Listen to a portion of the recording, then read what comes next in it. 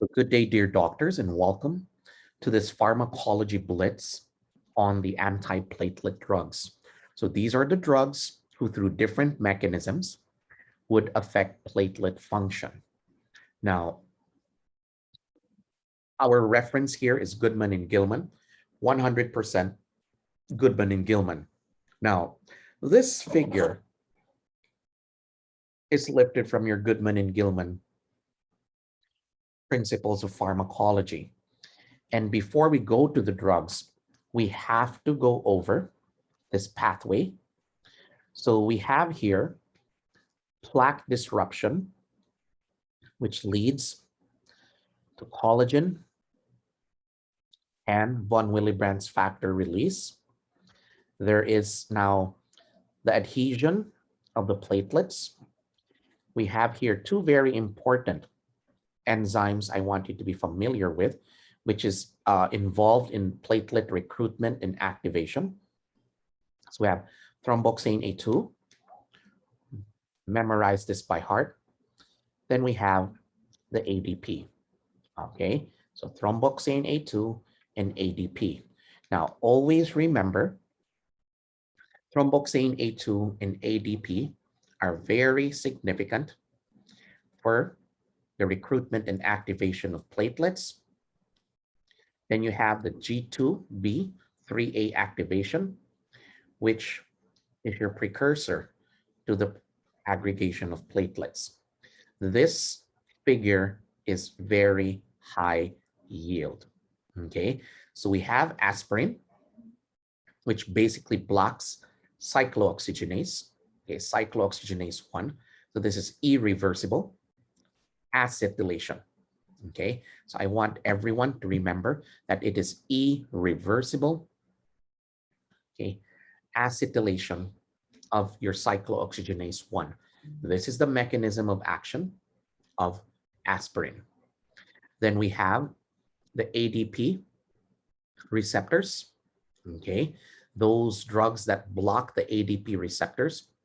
We have the Clopidogrel, there's ticlopidine, prasugrel, and there are two new ADP receptor agents mentioned in the textbook. That's Cangrelor and Ticagrelor. Then we have the last part of the pathway, okay, which is the final common pathway of platelet aggregation. So this is where the GP2B3A activation comes in. This is blocked by Abciximab, Tirofiban. Okay, so and your Eptifibi, I call it Eptifi. Okay, so your Eptifi but hide.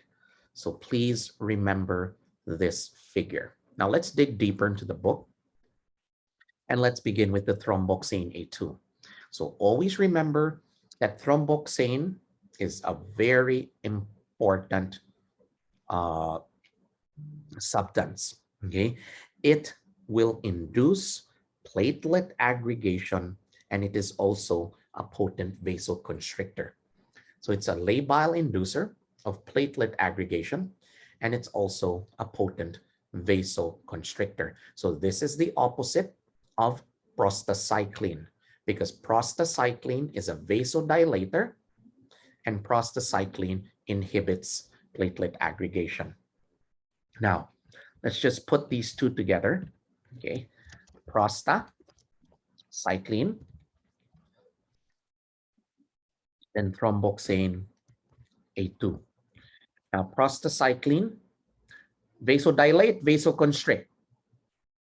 What is prostacyclin? Prostacyclin is vasodilate. Okay, now what is thromboxane? Okay, thromboxane is vasoconstrict. Now, what is the effect of prostacyclin on platelet aggregation? So in platelet aggregation, okay, it will inhibit, okay, while thromboxane A2 is a inducer of platelet aggregation. So always make sure you know that concept, okay? That will basically haunt you in pharmacology, in biochemistry, and physiology. So please take note of that.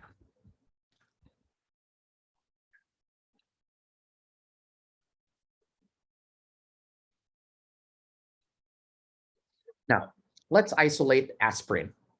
This is probably the most important antiplatelet in the board exam. So it blocks thromboxane A2. So mechanism, it blocks thromboxane A2 by acetylating a serine residue near the active site of cyclooxygenase 1. Okay, so it blocks the thromboxane A2, it inhibits thromboxane A2 by irreversible acetylation. Enzyme which will be affected is cyclooxygenase 1. Now, always remember this concept that platelets do not synthesize new proteins. Therefore, once aspirin blocks thromboxane A2 and inhibits cyclooxygenase, there is no new enzymes that will be produced. Therefore, the effect of aspirin is permanent, which means it will last about 7 to 10 days because that is the lifespan of your platelet. Now, case.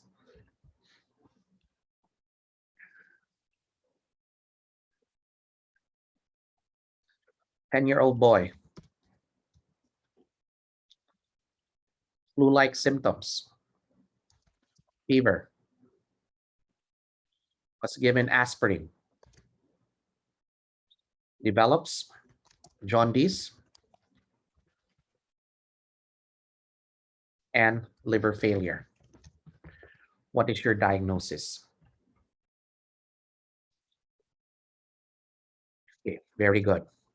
This is an example of Reyes syndrome. Your Reyes syndrome or your Reyes syndrome. So usually after a viral infection, febrile child, and you give aspirin. Okay, this causes basically a significant fulminant liver failure or hepatitis, drug-induced hepatitis.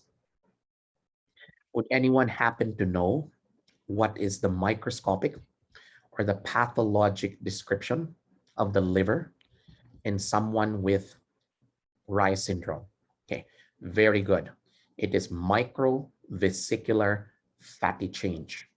Okay, microvesicular fatty change. Okay, so it's more or less going to be a fatty liver. Okay, it's going to be a fatty liver.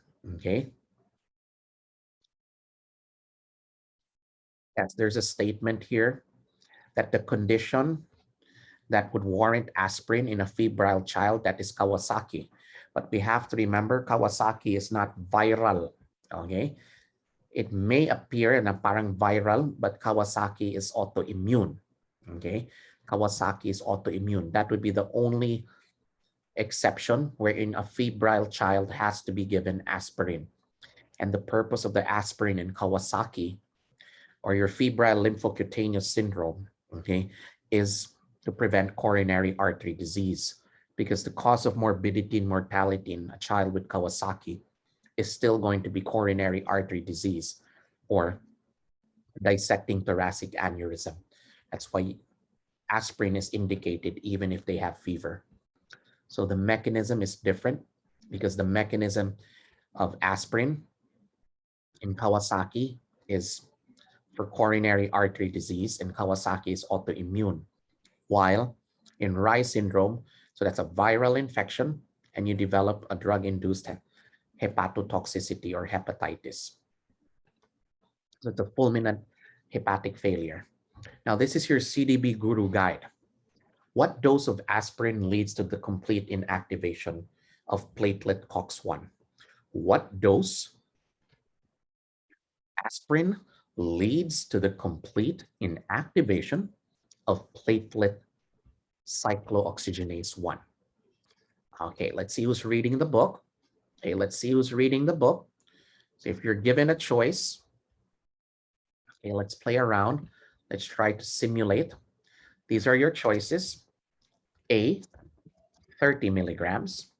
B, 75 milligrams. C, 80 milligrams. D, 320 milligrams. What would you answer? A, B, C, or D? Okay, what would your answer be? A, B, C, or D? Okay, correct answer is B. Okay, 75 milligrams. Okay, now what is the lowest thrombotic dose? Lowest antithrombotic dose of aspirin? Okay, the lowest antithrombotic dose of aspirin is 30 milligrams. Okay, ito yung mga baby aspilet. 30 milligrams. Okay, so here's the answer. What dose of aspirin leads to the complete inactivation of platelet COX? Okay, so always remember, this is lifted verbatim from the textbook. Complete inactivation of platelet cyclooxygenase 1 is achieved with a daily aspirin dose of 75 milligrams. Okay. Now, next antiplatelet drug is your dipyridamole. Okay, this is marketed as Persantine. Now, doc, are they allowed to put these generics, these brand names there? Yes, it's found in the textbook. Okay, but it should be an open close parentheses next to the generic name. So what does dipyridamole do? It interferes with platelet function. How? By increasing cyclic AMP. I hope everyone knows that cyclic AMP is a second messenger. So what dipyridamole does is it increases the cyclic AMP. Okay. And always remember, this is mediated by your phosphodiesterases. And what happens, okay, is it's also going to block the uptake of adenosine. And this blockade of the uptake of adenosine utilizes your adenosine 2 receptors. Okay, so this is where dipyridamole comes in. It increases cyclic AMP. It blocks adenosine by acting on the adenosine 2 receptors. Now, dipyridamole is a vasodilator.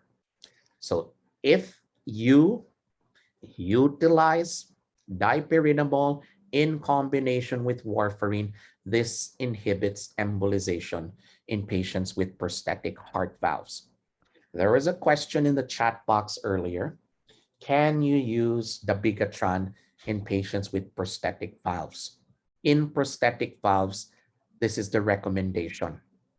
Okay, dipyridamole in combination with warfarin. Just watch out for bleeding because you are now combining two anticoagulants. Okay. Now, these are the structures, okay, of the next antiplatelets we're going to talk about. The clopidine, clopidogrel, and prasugrel. I presume you are more familiar with clopi.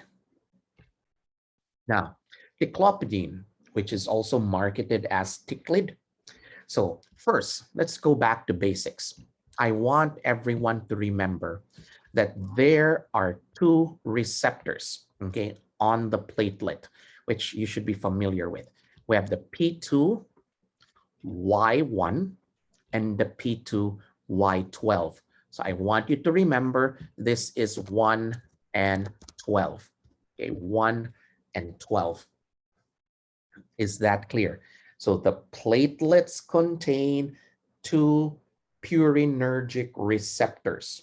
Okay, so it's 1 and 12. That's P2Y1 and P2Y12. I apologize, but you have to memorize this. Again, you have to memorize this. Okay, again, you have to memorize this. P2Y1 and P2Y12. Now, both of these receptors, okay, are G protein, okay, receptors. They are G protein receptors for ADP. Okay, I want you to jot this down so that hopefully it enters your head. Okay, so what are the two purinergic receptors? So please take note of this. Okay, the two purinergic receptors, P2Y1, P2Y12. Okay, now both these receptors, P2Y1 and P2Y12, they are G protein coupled receptors. So GPCR is G protein coupled receptors. Both of them are G protein coupled receptors for ADP. So ADP, okay? So what happens is once P2Y12 couples, what happens is inhibition of adenylyl cyclase. And as a result, fast forward, there's inhibition of platelet activation. If you remember earlier, I mentioned the 3 A's in platelets. So can you tell me again the role of platelets in hemostasis? What are those 3 A's? Let's see if you're still with me. What are those 3 A's? Okay, we mentioned, okay, adhesion. What else? Okay, there's activation. And lastly, there is aggregation. So please remember that. Okay, so where does the ADP receptors come in? It is the activation, okay? Inhibition of platelet activation. So again, everything begins with biochemistry and physiology before you get to fully understand pharmacology. Now, most common side effect of ticlodipine is GI, nausea, vomiting, diarrhea. Most serious side effect of ticlodipine is severe neutropenia. Now, in the textbook, I want you to remember it is only ticlopidine which is being linked to severe neutropenia. Memorize that. Okay, the most serious complication of ticlopidine is severe neutropenia. So be careful, because once the neutrophil drops back, you're going to be immunocompromised. You're prone to your pyogenic infections. Okay, so please take note of this. Very specific in the book. Later, when you join the master class, these key concepts will be handpicked and mentioned again, but with the presumption that everyone attending the master class, okay, has CDB blood running in their veins, and things would already sound familiar. It will be the icing on the cake. Now, let's mention Clopidogrel. We're almost done. So this is your PLAVIX, okay? So Clopidogrel is an irreversible inhibitor of P2Y12. Memorize this receptor. If you remember, there are two purinergic receptors, okay? P2Y1 and P2Y12. Clopi, okay? Clopidogrel affects 12. Now, Clopidogrel compared to ticlopidine has a favorable toxicity profile. So it's more tolerable and it's more potent. Now, tip, Clopidogrel is a prodrug with a slow onset of action. So always remember, prodrugs have to undergo metabolism for them to become an activated form. Okay, so please take note of that. Now, please remember the indications where Clopidogrel is given. 1, to reduce the rate of stroke. 2, in patients with myocardial infarction. 3, in patients with peripheral arterial disease. And 4, in patients with acute coronary syndrome. So these are the 4 common Indications for giving Clopidogrel: to reduce the rate of stroke, so secondary stroke prevention, patients with myocardial infarction, patients with acute coronary syndrome, patients with peripheral arterial occlusive disease. Now, remember this. This is what is usually asked in the exam. So I want everyone to remember CYP2C19. Okay. So it's C2C19. I always remind students that C2 drink is 19 pesos. Okay, so C2, C19. So always remember, if you combine Clopidogrel with proton pump inhibitors, okay, there will be a reduction in the inhibitory effects of Clopidogrel. Therefore, it makes Clopidogrel less potent. This is a common sin committed by many doctors. Okay, so please take note of that.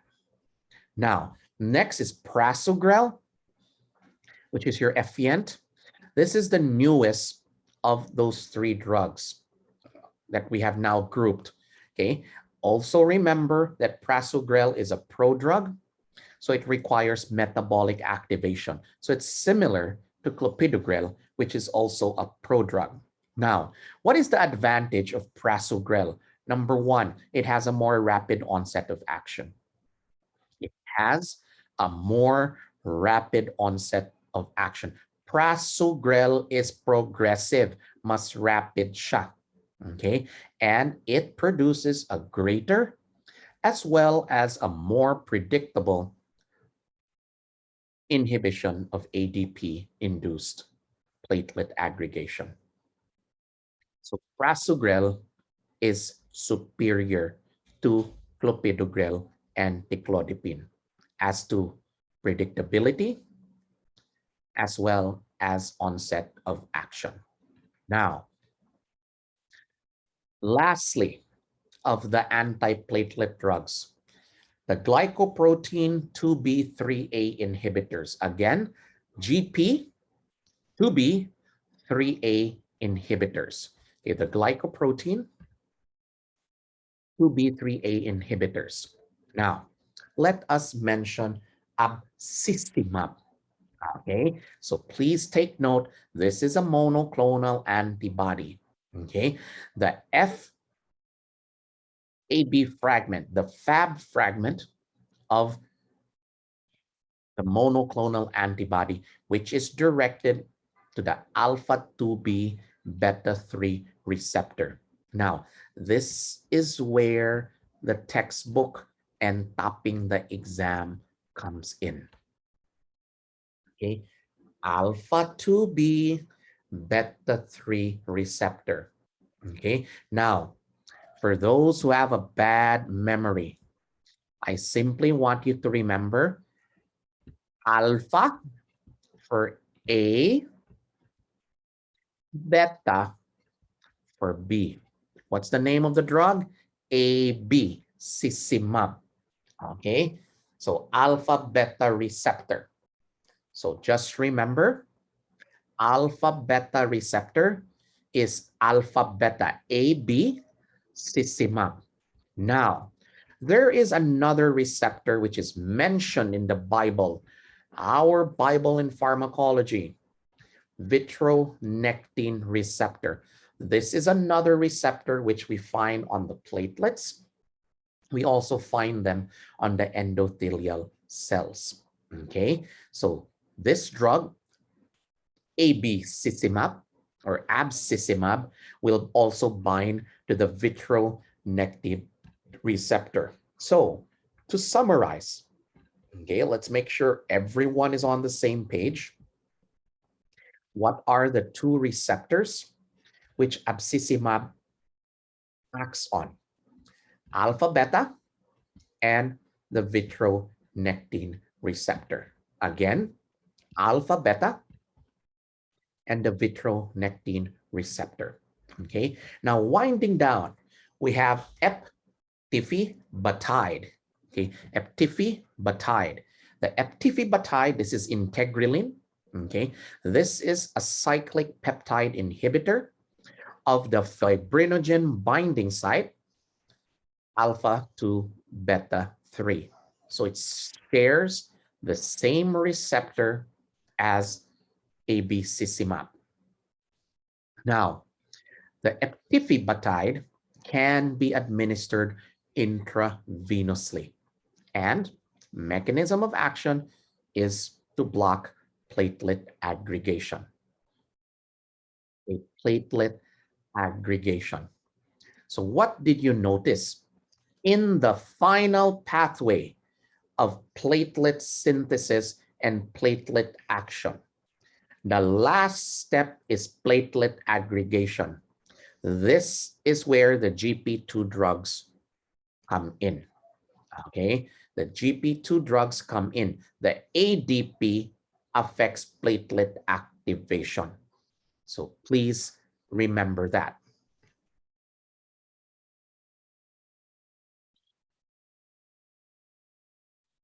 Okay, so this is eptifibatide.